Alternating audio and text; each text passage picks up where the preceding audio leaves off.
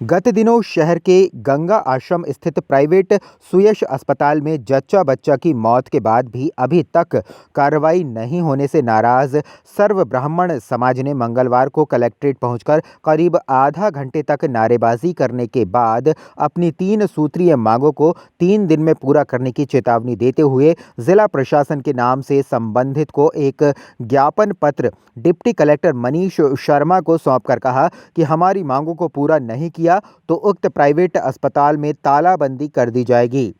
मंगलवार को बड़ी संख्या में विप्रजन सुबह शहर के खजांची लाइन स्थित ब्राह्मण धर्मशाला में सुबह 11 बजे एकत्रित हुए और यहां पर सभी ने श्रद्धांजलि अर्पित कर मृत आत्मा को श्रद्धांजलि अर्पित की और उसके पश्चात सामूहिक रूप से शहर के कलेक्ट्रेट ऑफिस पहुंचे। इस मौके पर मृतक अश्विनी की बहन ने बताया कि इस प्राइवेट अस्पताल का उन्होंने नाम तक नहीं सुना था।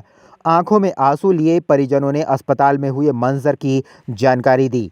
मेरी बहन बढ़िया थी घर से, उसको घबराहट हो रही थी इसलिए हम टिकाने के लिए भेजा, तो जिससे हमेशा नंबर लगा कर डॉक्टर के यहाँ जाया करती थी।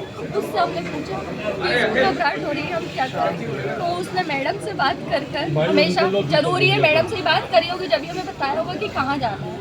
तो उसने कहा 1 से 5 तारीख तक दोनों मैडम छुट्टी पर है, आप ऐसा करो सुयश हॉस्पिटल चले जाएंगे। मैंने जब दोनों डॉक्टर छुट्टी पे तो वहाँ हमें कौन अटेंड करेगा। तो उन्होंने मुझे बोला कि आप वहाँ जाइए, वहाँ पे आपको उनकी असिस्टेंट सिस्टर जो है आपको अटेंड करेगी।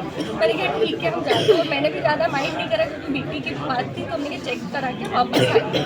तो माटो करके सीधे वहाँ गए और वहाँ पे हमने बीपी चेक करा।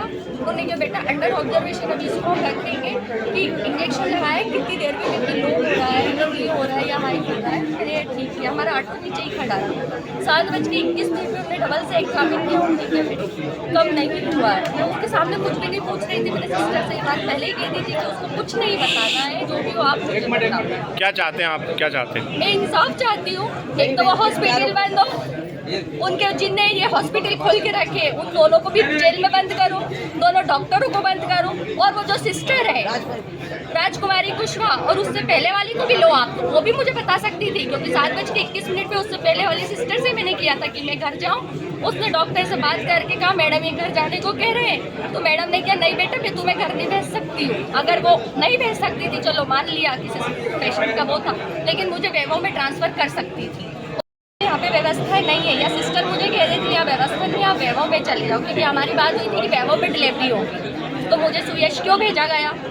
मेरे चाचा की लड़की थी अश्विनी, पहली डिलीवरी थी, उसको इलाज के लिए ले गए थे। जिस डॉक्टर का इलाज चलता था वहाँ डॉक्टर उपलब्ध नहीं थे और एक नर्स के द्वारा इलाज किया गया डॉक्टर के कहने पर, और उसी समय कुछ देर बाद उसको इंजेक्शन लगे और उसकी डेथ हो गई।